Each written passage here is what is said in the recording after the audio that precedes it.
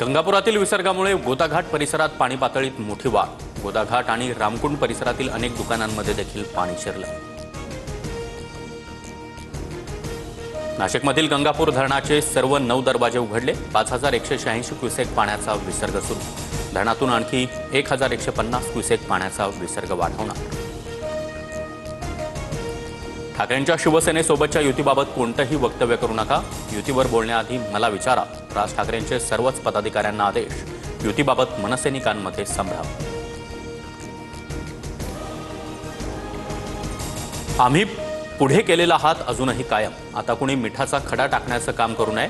मनसे आणि ठाकरेंच्या शिवसेनेच्या युतीवर संजय राऊतांचं मोठं वक्तव्य। जनसुरक्षा सुधारित विधेयक याच आठवड्यात विधानसभेत सादर होण्याची शक्यता। मुख्यमंत्र्यांच्या उपस्थितीमध्ये आज 4 वाजता मंत्र्यांची बैठकीत विधेयकावरही चर्चा होणार।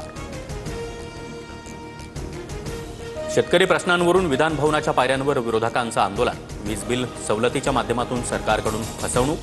विरोधी पक्षनेते अंबादास दानवेंचा आरोप। मराठी अभ्यास केंद्राच्या वतीनं आझाद मैदानात आंदोलन सुरू। डॉक्टर नरेंद्र जाधव यांच्या अध्यक्षतेखाली नेमलेल्या समितीलाही विरोध। शरद पवार, उद्धव ठाकरे, हर्षवर्धन सपकाळ आंदोलनाला हजर राहणार। अलिबाग जवळील कोर्लई समुद्रकिनारी आढळलेली संशयास्पद बोट बेपत्ता। हेलिकॉप्टरच्या माध्यमातून तटरक्षक दल आणि पोलिसांकडून बोटीचा शोध सुरू। बेपत्ता बोट पाकिस्तानी असल्याचा संशय। घाटकोपर ते वर्सोवा मेट्रोमध्ये तांत्रिक बिघाड दूर। मेट्रोच्या बिघाडामुळे घाटकोपरसह अंधेरी मेट्रो स्थानकावर काही काळ प्रवाशांची मोठी गर्दी।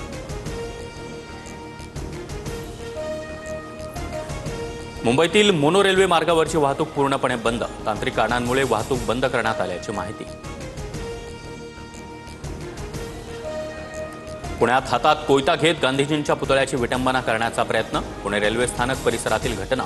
आरोपी सूरज शुक्ला पोलिसांच्या ताब्यात।